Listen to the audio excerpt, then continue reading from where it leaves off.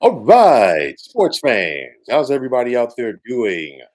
William Martin coming at you one more time here on YouTube with another edition of the 300 Pounds of Sports Knowledge Podcast. The start of a new NFL season is about a week away, and there's plenty of fun and excitement that you can expect for this upcoming campaign. And today, I want to start things off by talking about the AFC North. This is the new black and blue division, if you will, in the NFL, in my opinion. Of course, for many years, it was the NFC Central in those old days, and the NFC North, as Chris Berman used to refer to it as, with the Bears, Packers, Vikings, and Lions, and of course, at one time, Bucks doing battle there. But you look at all four of these teams in the AFC North this year. This arguably could be the best division in football. I know that a lot of people are going to focus on the NFC East and the AFC East, and rightfully so. But don't sleep on the AFC North. You're talking about a very contentious division. Three teams finished with a winning record last year. All four of these teams are more than capable of winning this division this year. And I think we are in store for a battle in this division. Tyler Spencer, how are you doing? Don't have time to stay for the stream. Have to go to work. I saw the notification and had to pop in and say, "Go Bengals." I know that you are a diehard Cincinnati Bengals fan. Definitely appreciate the comment. Definitely appreciate the support. And I'll tell you like this: if you can't finish everything now, obviously, you can go back and check it out in the archives. And please, when it's all said and done, you are more than welcome to come back and drop a comment, as well as, keep following things throughout the season, because I'm going to have plenty to talk about. And I'm probably going to have plenty to talk about in regards to this division, because I'm not trying to, sound like a broken record. I'm not trying to, make any ad libs or anything like that. But I think this really does have the potential to be the best and most contentious league in the NFL this year. Now, the team that won this league last year, the Cincinnati Bengals, for some people, they expect the Bengals to go back and win this division this year. And it's going to be easier said than done. Cincinnati was 12-4 last year. And each of the last 2 years, unfortunately for their sake, ended in very heartbreaking fashion. You go back to Super Bowl 56 in January of 2022. The Bengals blew a second half lead in that big game to that Los Angeles Rams, while this past January, Cincinnati lost another heartbreaker, this time in the AFC Championship game to the eventual Super Bowl champions in the Kansas City Chiefs. So, of course, if you're the Bengals, you have to sit back and say, wow, we lost both of the last two Super Bowl champions in the postseason. And you know what? Very easily that could have been us. So let's see if Cincinnati can, get over that hump, if you will, this season. But it's going to be interesting to see. It's going to be very easier said than done because this Cincinnati team has a lot of questions. Obviously, the health of quarterback Joe Burrow. Joe Burrow had that calf injury in camp.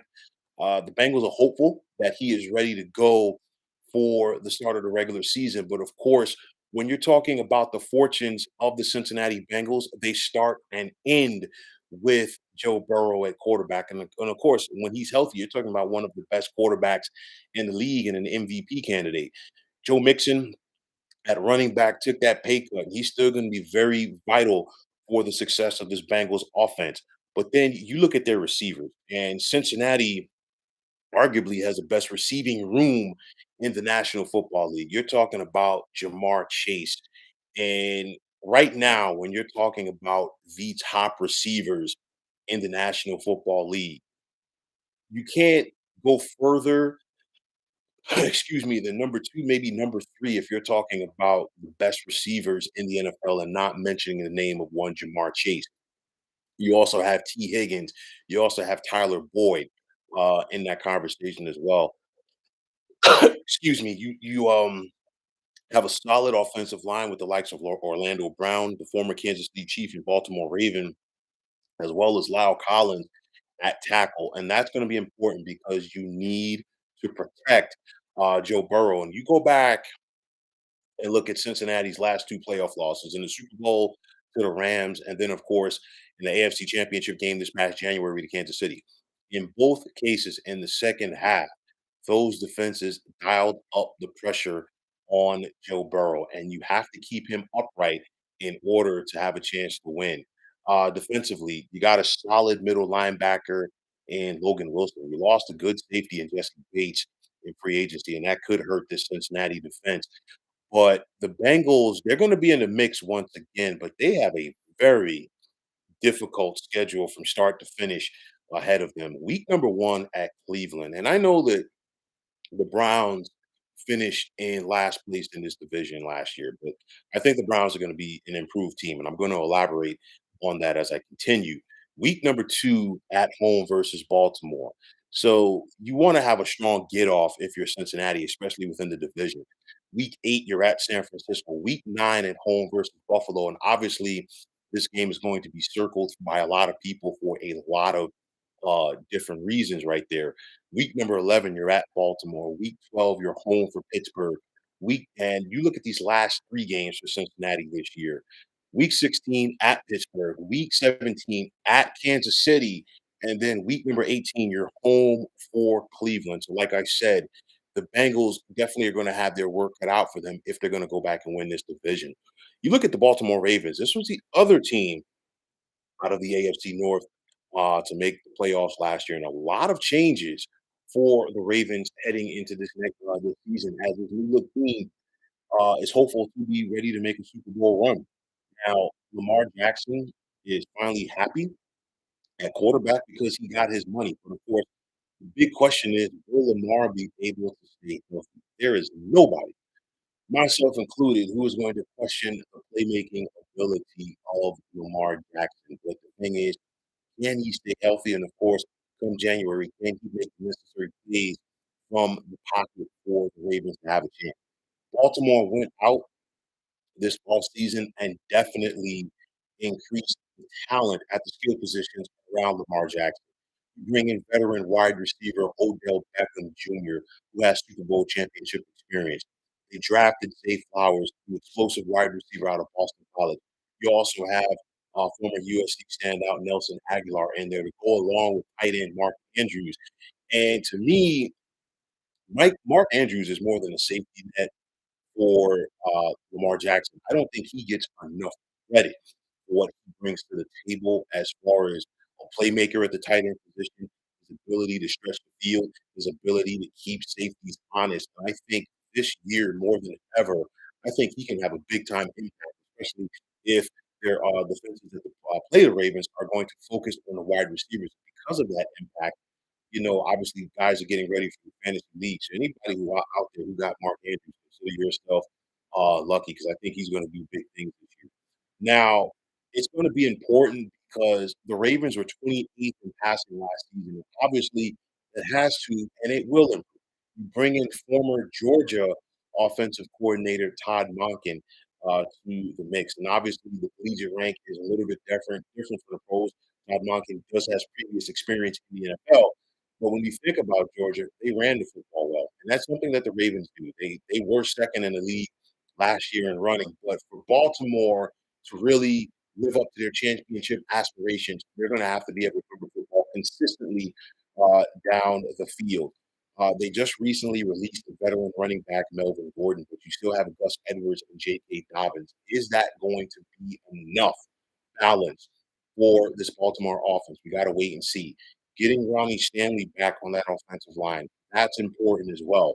And of course, when you think about the history of this Baltimore Ravens franchise, their bread has been buttered defensively.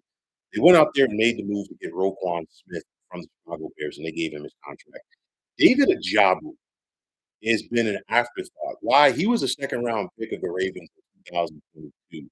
This kid was going to be a top 15 pick last year until he had the injury at his pro day at Michigan. So now the Ravens have had the opportunity to redshirt him, if you will, during his rookie campaign, allow him to get healthy, allow him to get back up to speed, and they're hopeful he can come and be the impact player that he was expected to be upon initially entering the NFL. And if Ojabu can be the guy that most people expect him to be. By picking him in the second round, I do think that Baltimore got a steal there. You still got veteran cornerback Marlon Humphrey leading this secondary, and then a lot of people are hopeful that second-year safety Kyle Hamilton can really have a big year. So, of course, with that said, the Ravens, who finished second to the Bengals in the AFC North last year. This was a Ravens team that even without Lamar Jackson gave the Cincinnati Bengals all that they could handle last year in the wild card round. So for John Harbaugh and company, you're definitely hopeful that you can take that next step and win this division this year. Like Cincinnati, like all of these teams in this division, the Ravens have themselves a tough schedule. Week 2 at Cincinnati, week 4 at Cleveland, week 5 at Pittsburgh. So, of course, if you're Baltimore, that's a lot of road games against your division early, but the back end, of course, means that you're going to get all of those guys coming to your park. So week number 11, the Ravens will host the Bengals. Week number 12, they're at the Chargers. Week 15 at Jacksonville, which could be a playoff preview right there. And then you look at the last 3 weeks for Baltimore. Week 16, they're at San Francisco. Week 17, they're home for a Miami team that beat them in Baltimore last year, and then they finish up in Pittsburgh in a contest that could decide who wins this division. And speaking of the aforementioned Pittsburgh Steelers, are they ready to once again be a force in the AFC last year? Last year, you could say it was a bit of a rebuild for Pittsburgh. Of course, it was a transition year as Ben Roethlisberger was no longer Steelers starting quarterback as he retired. They started off with the veteran Mitch Trubisky, and they got off to that slow start before handing things over to Kenny Pickett. And the Steelers, even though they did not make the playoffs last year, Pittsburgh still finished the year as one of the hottest teams in football. They won 600 of the last 7. And there's a lot of people who have a lot of optimism for this Pittsburgh team.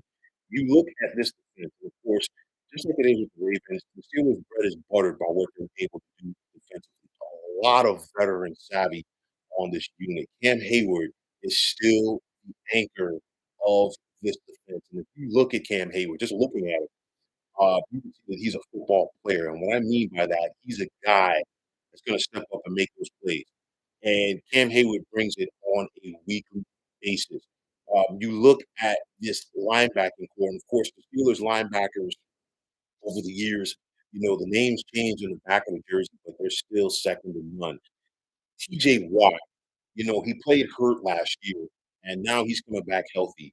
And when you think about TJ Watt, when he's healthy, you're talking about one of the top 5 defensive players in the NFL, regardless of position.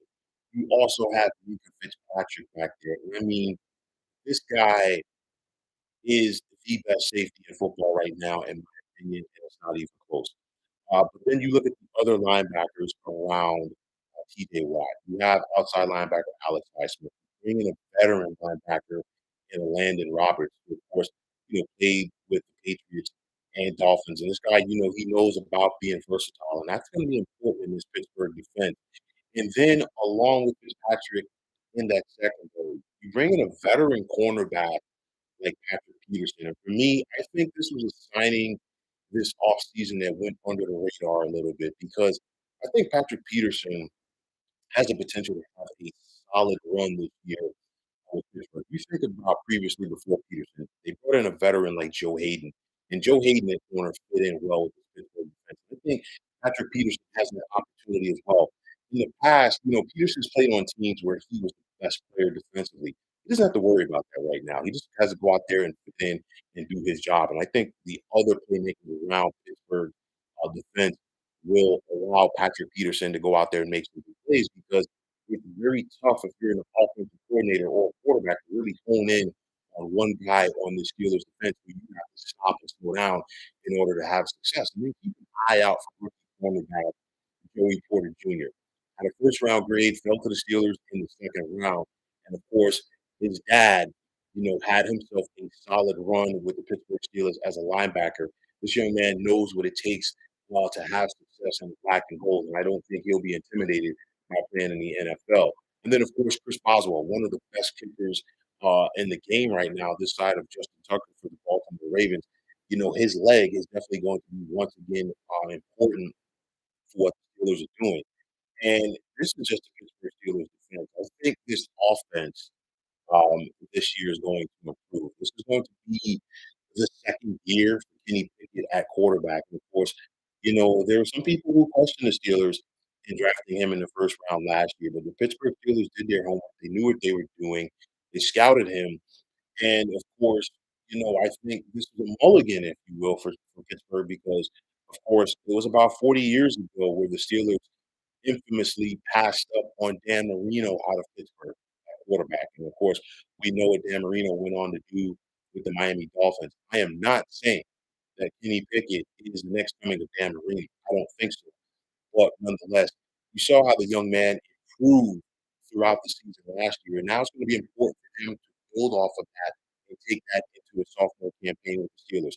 One thing for sure with Kenny Pickett, he does not have to do it alone. Pittsburgh can run the football very effectively with Najee Harris. And then you look at the receiving players for the Pittsburgh Steelers that to me have flown under the radar a little bit with the likes of Deontay Johnson. You bring in a George Pickens out of Georgia, the veteran Allen Robertson, and then I like the tight end in one Pat Fryer move. With that all said and done, I think this Pittsburgh team should be in the mix to get back to the postseason. But just like it is with everybody else in this division, a very tough schedule. It's going to be a very important for Pittsburgh to have a good get off here, especially with their first two games at home. They host the 49ers in week number one, and then they host the Cleveland Browns in week number two. And then week five, they've got Baltimore coming to town. And there's not a lot of easy spots, if you will, for Pittsburgh on the schedule. They host Jacksonville in week eight. And then on that back end, they're at Cleveland in week 11. They're at Cincinnati in week 12. And then their last three games, they host Cincinnati, they're at Seattle, and they're at Baltimore. In a game, like I said before, that could come down to determining the winner of this division. Finally, you got the Cleveland Browns. And of course, the Cleveland Browns last offseason made the big move to go out there and acquire quarterback Deshaun Watson from the Houston Texans. And of course, he had that big NFL suspension that really, put the Browns, in a tough position rather to try to keep up and win this division or get to the playoffs rather. Cleveland went 7-10 last year in spite of all of that, and because of that, there's optimism in Northern Ohio that now the Browns can do some big things uh, this season. Now, of course, this is year number 4 for Kevin Stefanski as Browns head coach, and also I think this is a very pivotal year for the Browns because now Deshaun Watson has a full year of training camp under his belt. And the thing is, he's still one of the better quarterbacks in the National Football League. And now he's hopefully for the Browns' sake, he has that timing with his receivers and also in his offense altogether. But as good as Deshaun Watson has been in the past and can be for the Browns, it's still in Nick Chubb we trust because very quickly Chubb has ascended to being one of the greatest ball carriers in Browns franchise history. And another solid campaign for Chubb would put him just behind the late great Jim Brown for rushing as far as Cleveland history. But Chubb did have 302 carries last season. How is that going to translate this year? I will say this because you have Deshaun Watson now for a full season, and because he has better playmaking abilities than the quarterbacks that the Browns were putting out there last year, I think Chubb's carries should come down slightly. And because of that, Chubb is going to be pressure as the season goes along. And that, of course, is going to enhance the Browns' chances of winning. Amari Cooper and Donovan Peoples-Jones at wide receiver. That's going to be important for Watson. Of course, they're going to look to have that connection as well as the same could be said with tight end David Njoku. Cleveland has a solid offensive line with the likes of tackles Jack Conklin and Joe Batonio. And then this defense under Jim Schwartz. Will they be able to wreak havoc? And that's going to be important because you think about Miles Garrett at defensive end who's closing in on the franchise's all-time lead sacks.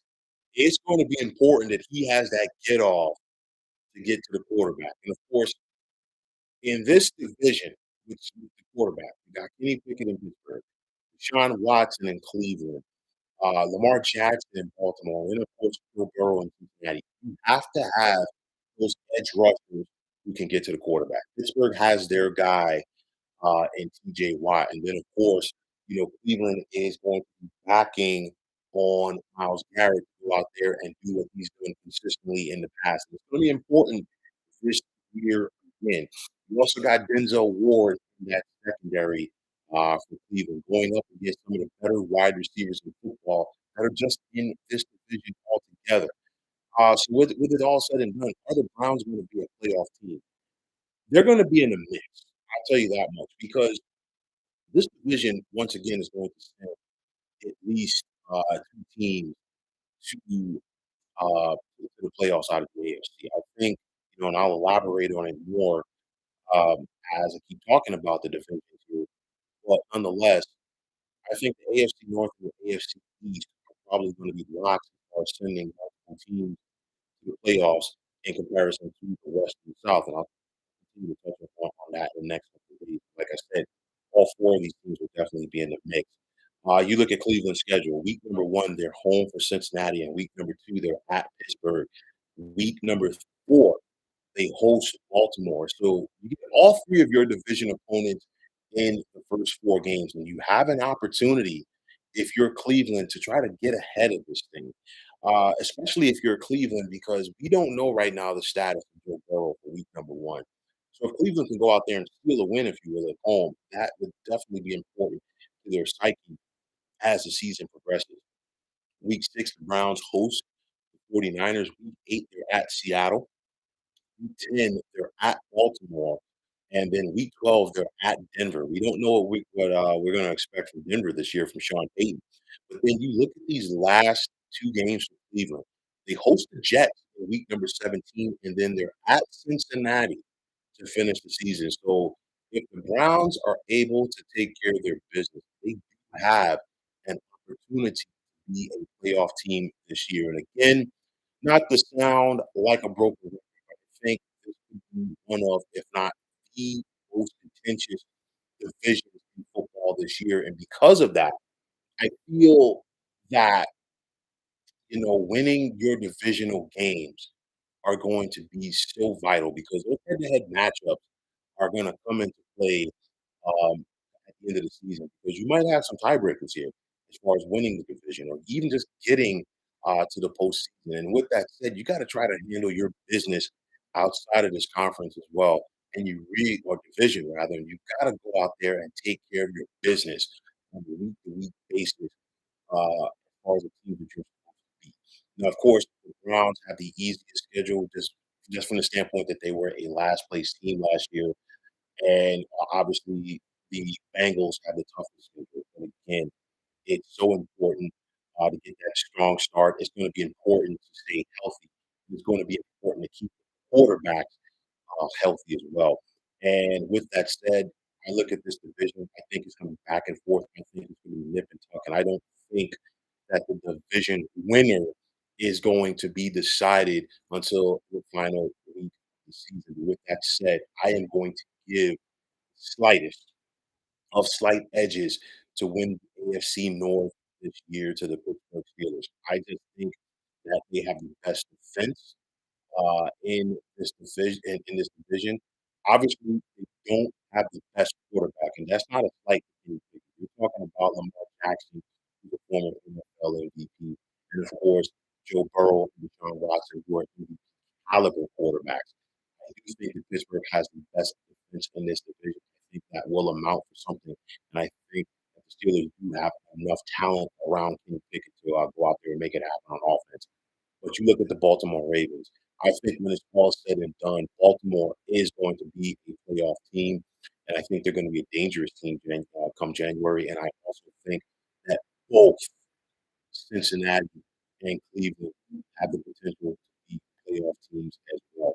Like I said, and I'm going to continue to say this throughout the season, I think this division has what it takes to be the best division in the NFL this season. And I think from top to bottom, we're definitely going to be in store for some very good action. I think those AFC North divisional matchups are going to be just as good as any other division in football this season. They're going to be must-see TV, and I think this is going to be a back and forth, nip and tuck affair with all four teams coming down to the wire from January to decide who wins it.